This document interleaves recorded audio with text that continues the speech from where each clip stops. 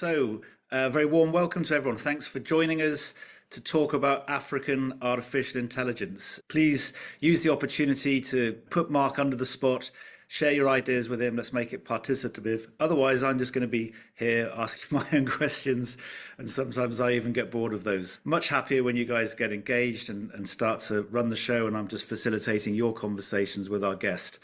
What are we going to cover? Let's start by giving a quick introduction to Dr. Nassila.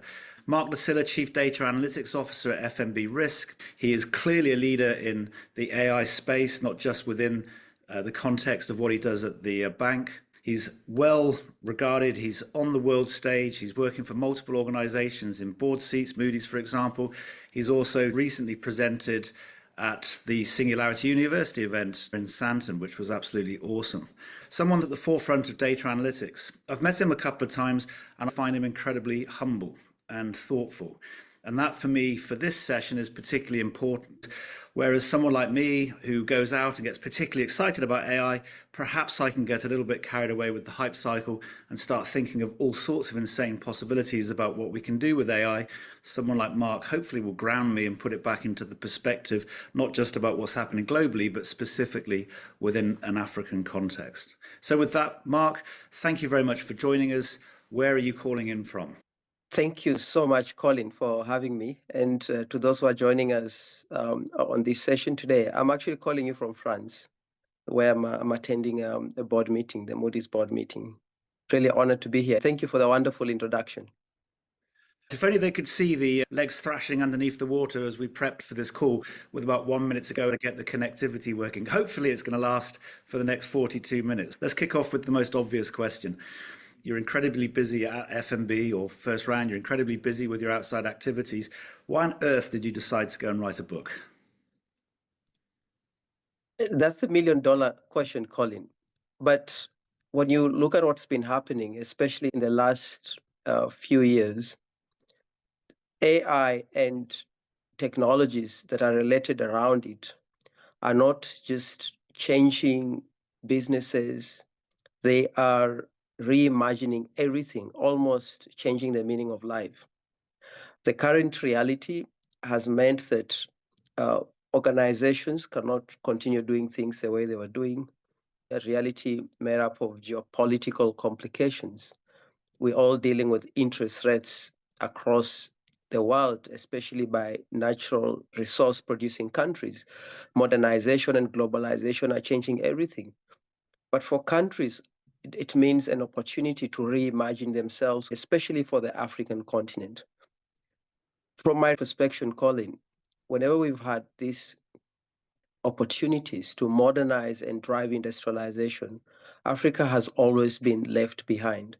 It's been left behind partially because of a know-how to strategize, to grab those opportunities, but we also have a bit of a culture of waiting for other leaders to spearhead opportunities and almost play a consumer role. This technology provides Africa an opportunity to solve its problems. It provides an opportunity to drive industries through concrete strategies. I felt that we're going on a trend where we're likely to miss this opportunity. For us to do that, I felt, let's have a way of making this an everyday person's conversation so that we can hold everyone accountable, we can ask the right questions, we can understand where our opportunities lie, we can understand what risks come with embarking on AI strategies. Therefore, I wrote a book that articulates the implications of getting it wrong, socializes how to strategize with AI, making sure it's everyday's person question or conversation to hold leaders, decision makers accountable and to contribute to where we think we should be doing. The book touches on a few misconceptions about AI. For example, AI taking away jobs. How do we design a future made up of human and machine partnerships? We conclude with two great chapters on introducing generative AI. At the time I was finishing the book, ChatGPT was invented, and I felt it was important generative AI to be spoken about in relation to what it can do for us, including what questions should leaders and boards ask their AI teams about AI. And Well, that's it's the just reason why I wrote the book. an intense sense that Africa is going to get left behind, and therefore to produce a book which is a manual, it's something which people can actually use to assist them, whether they're in government, business, or just the individual on the street. And I think that resonates from having read it in the build up to this very much with me, that I find it incredibly instructive and informative. So thanks for taking the time for that. I hope your colleagues at work are given necessary credit, because that must have been a hell of a balancing act. But it's incredibly important. Now let's start in the US before we talk about Africa and get your sense. And I'm going to use a singularity phrase which has caught on from Ray Kurzweil. He believes that this century we're going to see 20,000 years worth of progress if you reference that to the 100 years of progress we made in the last. So a huge acceleration, and most of that acceleration is coming from AI and from the augmentation of AI with all these other technologies, cloud, quantum, data transfers, cheaper energy and other things assisting in this process. Clearly, we couldn't have done what we do with large language models today a few years back because we didn't have the resources needed. Against that backdrop, it suggests that we're moving into this world from the movies where virtually everything is going to be automatable. We're going to see robots coming through from Tesla, for example, to go and complement what we're doing with the intelligence side of things. So that's the American kind of standpoint. And before we talk about Africa, is that something that you kind of believe in, with this monumental change in this short period of time, or am I getting overly excited about the possibilities of AI? It's the right way, Colin. I think in a nutshell, there is no company that is going to survive without automating things that must be automated. There is no company that is going to survive by um, not exploring its human intelligence. But I think Yeah. it's the way people must view technology, because Go back to that point, Mark, and it's so incredibly important what you've just said there. There's no company that's going to survive that doesn't use AI to automate where it's possible to use AI in that space. while we think about automation in terms of technology, Colin, it's more about doing the right things and doing things the right way. It's about allowing people to focus on doing things the right way where humans are needed. Explore our creativity, explore our ability to think out of the box and come up with solutions that are relevant. Explore our ability to reason and keep up with emerging risks and complexities that come with the digital expectation. Those things are very limited from a technology perspective, but technology can power human beings to make sure that we explore more and become creative.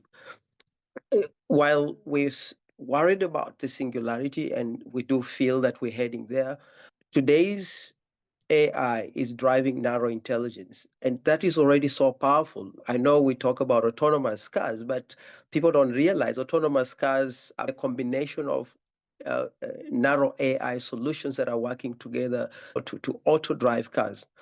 These solutions have become so powerful, and no one could imagine today that you could prompt a technology and it could generate human-like. The challenge lies in embedding these solutions in our processes, identifying the right opportunities, understanding where the need is. I think when you reflect on what America has done through its tertiary or higher education institutions, power research that is driving the discovery of these solutions.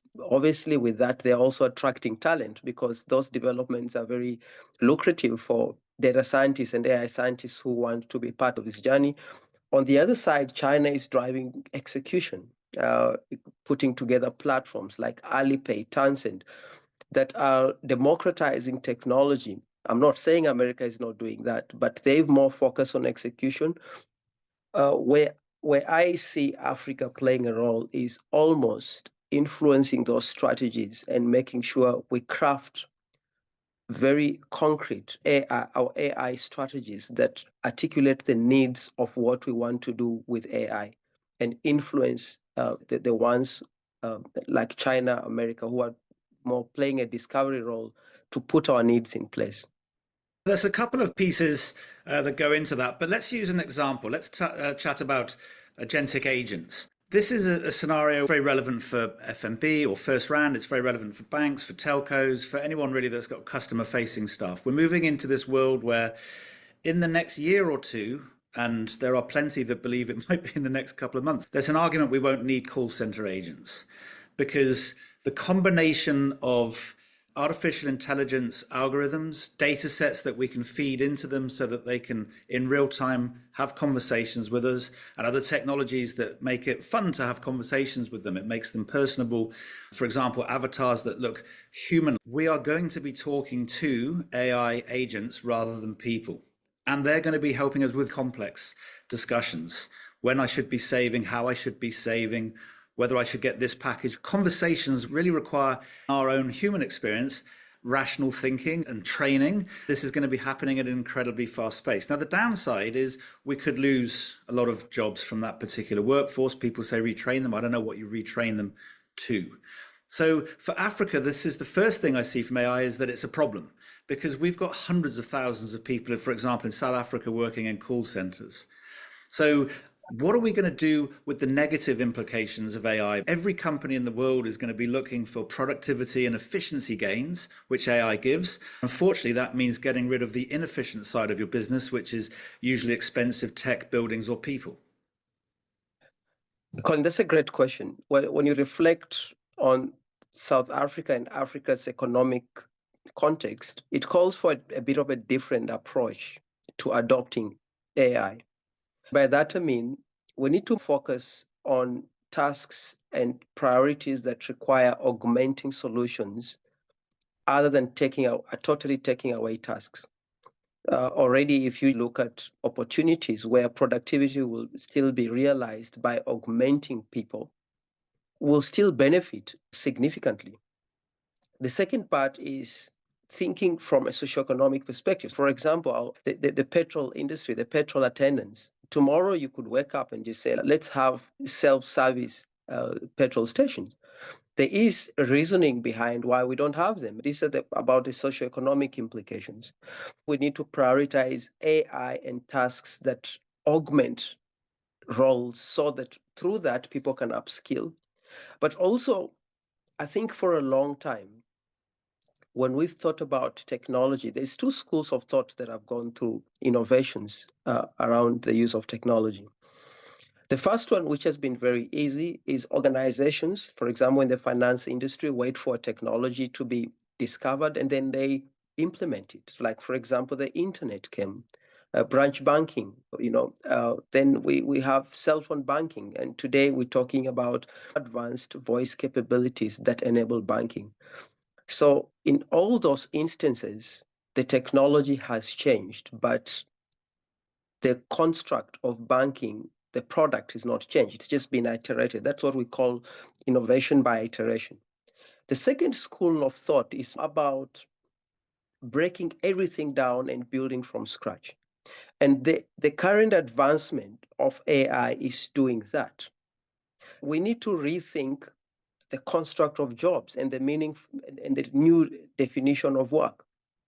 Because customers today are not thinking about products anymore, they're thinking about context. What AI has done, initially people used to measure the value proposition on the interaction with the products, the check account, or maybe the credit product, or maybe the insurance product. But today they're thinking of context in relation to their needs. For example, is this product going to help me take my kids to school? If it's a health product, is this product going to allow me to live longer and be healthy? And that's why we talk about contextual banking, contextual health insurance. That also applies to new ways of working, where technology will play a major role in redefining repetitive tasks, mundane tasks. We start thinking about a universal wage, because not everyone should be working. Maybe not all of us are supposed to work in a world that is industrialized with technology. That change of work should be socialized gradually so we can adapt to what work means in the future. Do you think we can do this without government intervention? If we leave it to the private markets, they're going to run away, and there's going to be all sorts of negative consequences, all sorts of negative externalities, which they are just not forced to worry about under existing legislation. So the private sector has been at the forefront of driving innovations because its customers have driven that expectation. But I think there's two things we realize. There's certain problems that one sector cannot solve by itself. And we saw that through COVID. All the sectors had to come together to put policies or strategies together to be able to navigate that reality. The reality we're talking today is very similar, but it's being driven by AI and other emerging technologies. They change the future of work. These technologies impacting every single industry, and the ones that work by themselves will not be able to navigate and get it right. At the Singularity Summit, I talked about sovereign AI. This is why the impact of this technology goes beyond the productivity conversation we're having. It goes beyond efficiency, because you can only be efficient up to a certain level. Then after that, what happens? That is why governments across the world are even worried about national security. They're worried about, the AI threats. They're worried about brain drain.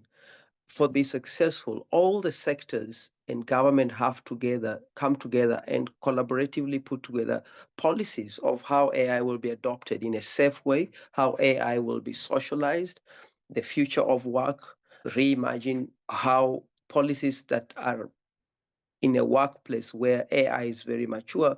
But most importantly, for an economy like South Africa, we need to agree what are the sectors or areas to prioritize, because we don't have big economies to just play the POC and the pilot game with AI, because a few things will help us shift the needle. Do you think governments are doing enough across Africa? The UK, Europe, the US, China, governments are doing huge amounts of work to think about the ethics of AI, the rollout of AI, the legislation to go with AI. They're at different levels in their progress, but they're putting a lot of money and time into it, obviously. Is much happening across Africa in your experience? I'm guessing not, because you wrote the book partly to encourage people to do something. So when you look at strategies, only 9 or 10 countries in Africa have a strategy. There is a lot of POCs and pilots taking place. POCs and pilots are expensive. Value of AI comes from when you totally transform functions.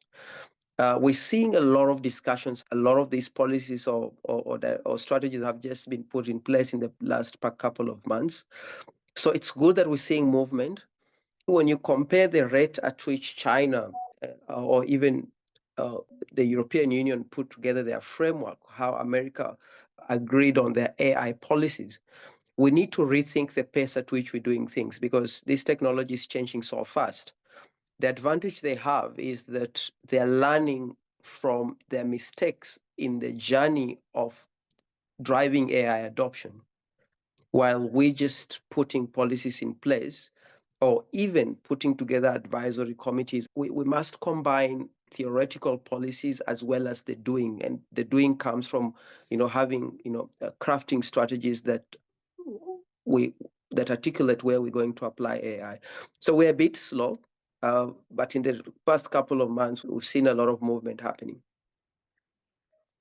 One of the areas, garage attendance, gets me thinking. When I look at Europe and first world markets, you see huge amounts of risk, especially for white collar workers, people in the thought economy. They're in office blocks, they're in the services, kind of space. There are huge risks, huge opportunities from using AI. When I think about Africa, 90% of the population is in the informal sector, not necessarily reported, not taxed, not something with a nice pension fund, not in a large corporate environment with all the controls that comes from that. And I just wonder how impacted they will be by this AI revolution. I mean, if you're working in agriculture, if you're a farmhand, for example, what's going to happen in that space? If you're in the security sector, I feel they're almost going to go through this untouched, at least for the next 5 or 6 years. You've put thought into that. How do you think they're going to be impacted? It totally depends on that. If we're going to approach the adoption of AI passively and just think about short-term automation and, okay, let's create a bit of incremental revenue, people will be affected. In fact, we're seeing a very bad trend in Europe where small and businesses have been reckless in investing in AI without understanding whether AI will be more productive than people.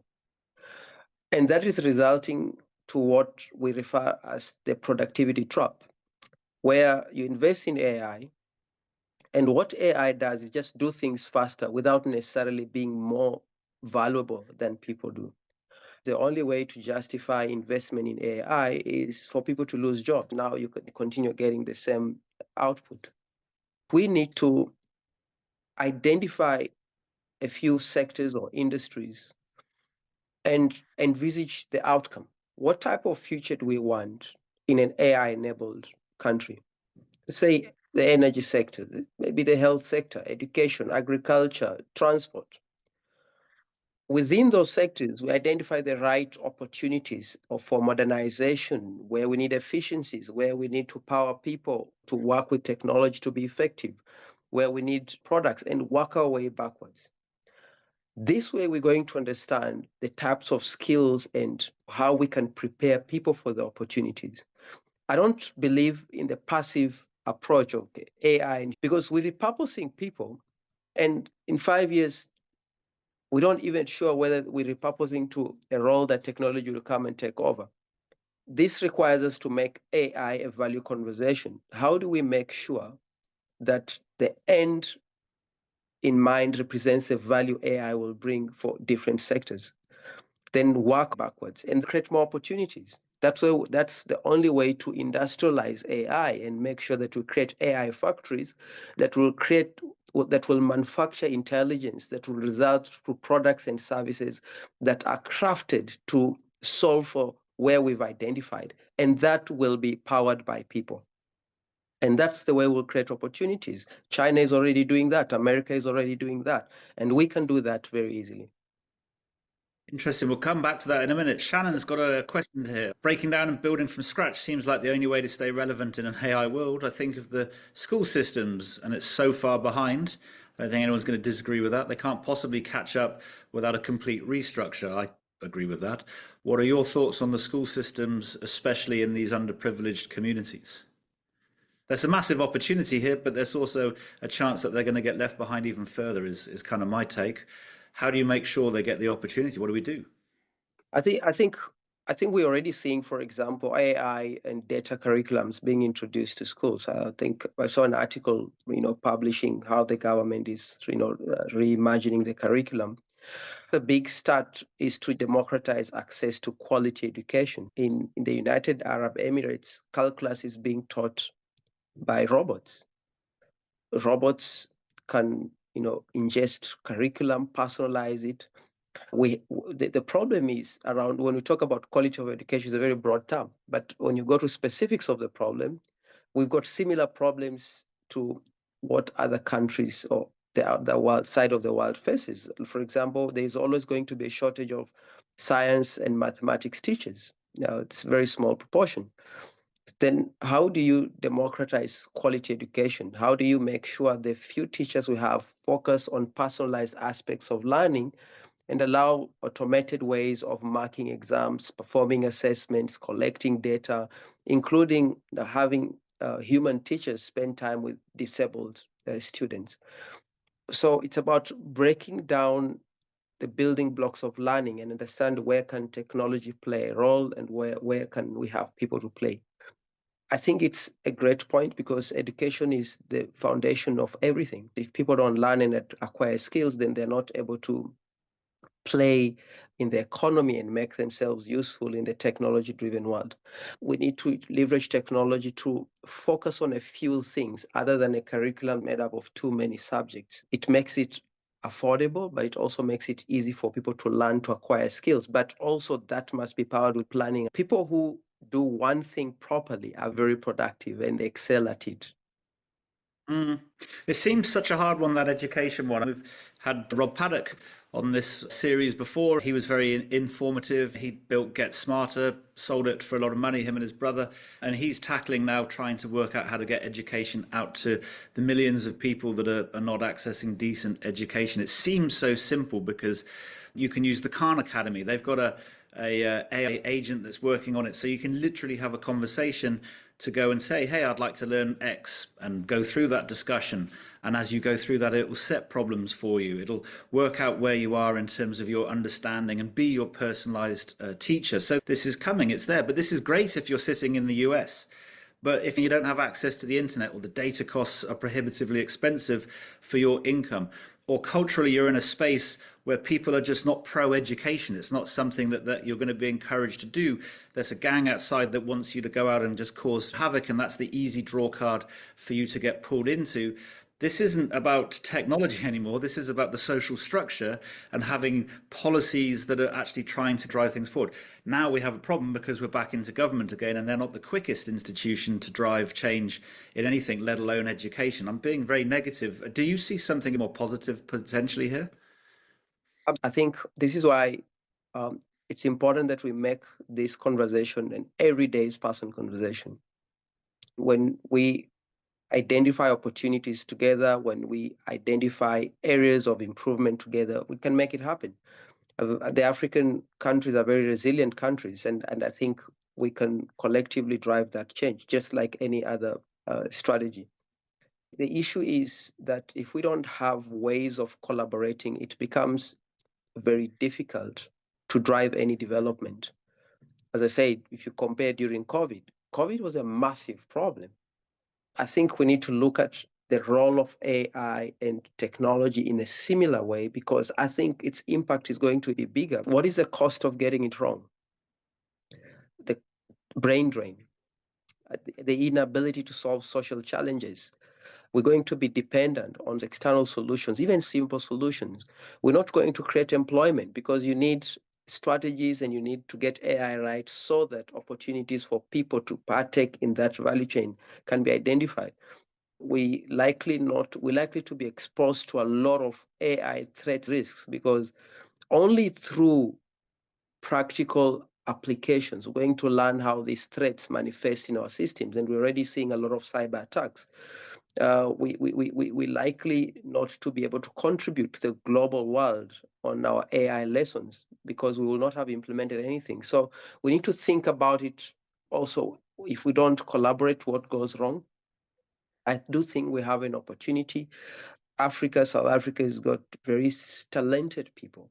The discoveries that have happened in the past couple of years have demonstrated that even through this technology, we can solve a lot of problems. We're seeing, a lot of startups, Lelapa, Isazi, who are doing great work to socialize and democratize AI through African languages. So I'm very optimistic around making sure we'll get it right.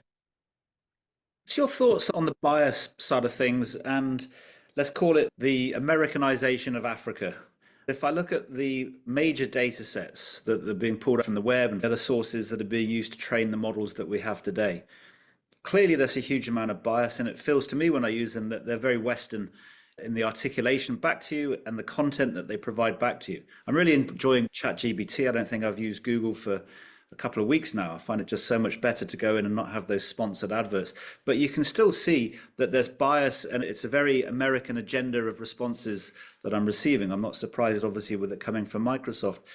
What do you think is going to happen from an Africa context? And are we at risk that many of the cultural identities of whole countries, let alone tribes, start to be impacted as more and more people are accessing and using this technology on a daily basis? Concern and bias is a human problem. Technology does not invite itself to the table and say, use me. The current advancements in generative AI have shown that if our data is not represented in models that are making decisions around the world, we're likely not to partake in this global development. And leaders are not worried more about efficiencies, because we could get some sort of efficiency by implementing AI that was not developed on your data, but you miss out on the maximum potential. It pays to reflect what data represents, not just numbers or some digital data. It represents policies. It represents how economies have changed. It represents health of a nation. It represents political and socioeconomic decisions. Some of this data represents outcomes of strategies. When you look at it that way, this is why we're seeing the first wave of AI move into this wave of sovereign AI, taking control of the AI development value chain. Because there is more benefit around the AI development value chain than just the outcome of it. AI is going to drive industrialization. It's already doing that. But if it's being done on the construct of inputs that is not balanced, that represents half of the opinions, it means the intelligence as an outcome is also not going to solve problems we want to solve. Also, a part of that bias also scales into the AI risks. Africa has got unique cultural considerations as well as risks that come with applying AIs. I mean, there was an example in my conversations. In America, there's a father who found out about the daughter being pregnant through a marketing SMS by Target. It was algorithmic driven. In Africa, certain things like that, whether it's correct or wrong, culturally might not be allowed. For example, some families or cultures want to keep pregnancy a secret until a certain stage. This is very similar to what China has, where they're saying, listen, you have to pronounce our surnames followed by our names. That's how we feel valued, even if the algorithm is correct. Those considerations come in place when there's an inclusive and collective approach to having data and other building blocks in the way AI is designed. We're already seeing a lot of AI accidents. In Europe, there was a beauty pageant where out of the 44 winners, only one person of color won, and it was because data was not represented. We've seen in America companies discriminate against women in job applications because the data that was used was not representative. But this can be fixed. In the AI value chain, it's a series of human decisions. And bias can creep in at any time. How you define the problem, for example, how you prioritize a problem, and how you understand it. Remember, you solve a problem the way you understand it. Data scientists should be equipped with ethical and responsible AI skills to de-bias data. We're talking about making AI safe, the way the building and construction in the automobile industry sells safety. The whole AI value chain is a series of human decisions that must think of AI to engineer safety in the AI space. Mm. Decisions. Let's move that into the company space. We're not going to solve government or education on this call, but I think in your book you've got some really interesting ideas about what businesses should be doing for years. To France's question, to the point that companies don't use AI, they'll be left behind. How do you identify the right opportunities or processes within those companies to benefit from AI, especially in these siloed organizations that many of us live in or have lived in before? So that is a great question. And for those who are part of the Singularity Summit, I think that's where we fail as organization in the journey. If you want to identify the right opportunities, the first two things you must make sure is make AI a value conversation. How does AI empower how the way your organization creates value for its customers? Because the opportunities for AI lie within the way your organization creates value. Inefficiencies lie within your processes, so you have to investigate them. We call this ideating in AI. I think we've seen organizations send people to a conference or get publications. Those are good, but they just equip you with skills on how to do your job. There's no shortcut to identifying opportunities. In fact, there's no shortcut to identifying the most important opportunities. So you should ask, how is the AI strategy enabling the business strategy? How is it empowering the needs for shareholders? How is it addressing the customer's needs?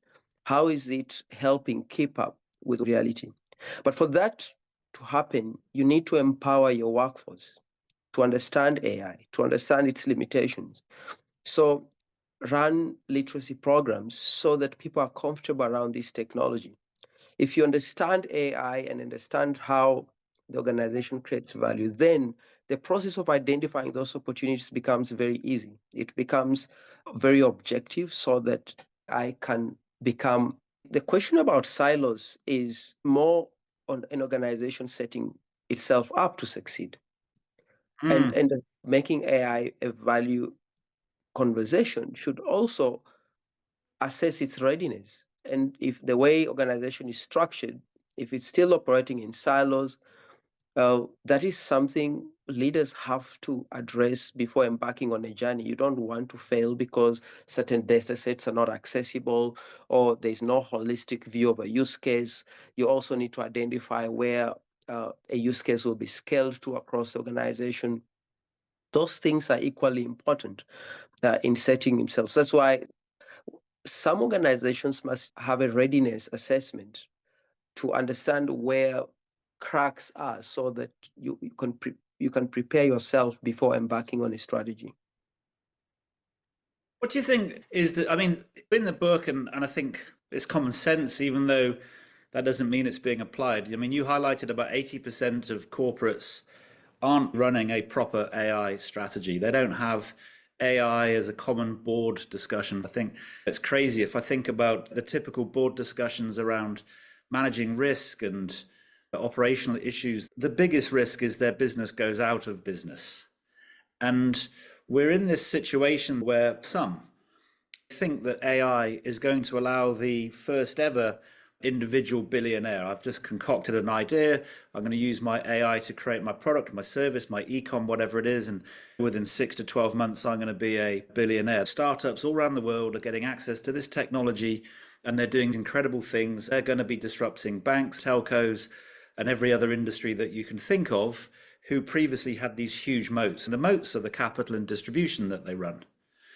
I wonder if you have a view on that, whether we're now entering a decade where that challenger, that startup risk is now starting to increase significantly to large corporates because they're never going to move quickly. They're not going to identify and implement AI opportunities at the rate of a small startup or a Silicon Valley funded entity. They're never going to do it. Do you think that's changing? Are we starting to see real risk coming to the fore for these large institutions? It is changing significantly. And the reason for that, initially organizations were just worried about their competitors leveraging technology or even coming up with superior products and services. Today, the new entrants in the market are coming up with similar products or a portion of services that are way superior at a way, way low cost.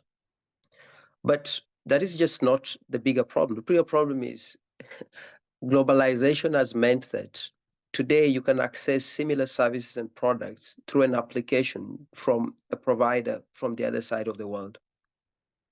Has meant that shareholders and organizations have to realize AI value faster because things are changing very fast. They have to engineer value and efficiency much quicker, but also adopt the startup mentality, especially for the big organizations. We can't keep on now lying behind, legacy. We have to do things differently. And we're seeing a lot of big organizations adopt that mentality, experimenting and modifying their value proposition, whether it's in the banking sector, health sector, or agriculture sector. The pace of disruption is so fast that if you snooze, you're going to wake up with a proportion of your customers gone. Organizations are realizing that it's not easy to implement AI. Even today, about 8 point something percent of organizations have managed to realize the promise of generative AI. Only 1% of financial institutions can give you evidence that they've implemented AI at scale. We have a lot of POCs, but we're talking about transforming everything, 1%. The health sector, 3%. The automobile industry, 9, 10%. It's not easy. And it's not just about the technology because you have to focus on cultural issues, change management, and coming up with that are realistic and represent what the organization wants to achieve. Geez, that was 45 minutes. Very quickly. Mark, thank you very, very much. I guess the last question from me to you is where can people buy your book? Where can people get your book? The book is available at all exclusive bookstores in South Africa. You can order the book on Amazon. You can order the book on Takealot. You can get the ebook on Google eBooks. And let's keep this conversation going because the decisions we make today around this technology will determine whether we'll drive industrialization or not, will determine whether we'll be independent economically, will determine whether we're going to be jobs we want for the next generation, will determine whether we will be superior from a global perspective. Mark, thank you very much. I've got to wind up now. To everyone that joined, thank you very much. Particular thanks to Sifilele to introducing Otter, an AI platform which I use quite often. Do send out those minutes. Thanks to everyone for joining and asking the questions. A big thanks for Ecosystem for sponsoring this. When we do send out the transcript, I think I will send out this recording. I'll put it on YouTube so you can get access to it. I'll give you more details about the Ecosystem guys. They're doing something which I would classify in the Minority Report type space, which is quite interesting. I never thought that was going to happen. And then finally, next week on the next webinar, we've got Andrew Jones, who'll be talking about the problem with data scientists, which, Mark, as you are one, I think you should listen to as well. I'll definitely join you. I'm sure there'll be some positives as well, and it's just a clickbait title, but we'll have to see it. So with that, thank you very much. Enjoy the rest of your Tuesday. Hopefully we'll see you all next week. Bye-bye. Thank you so much.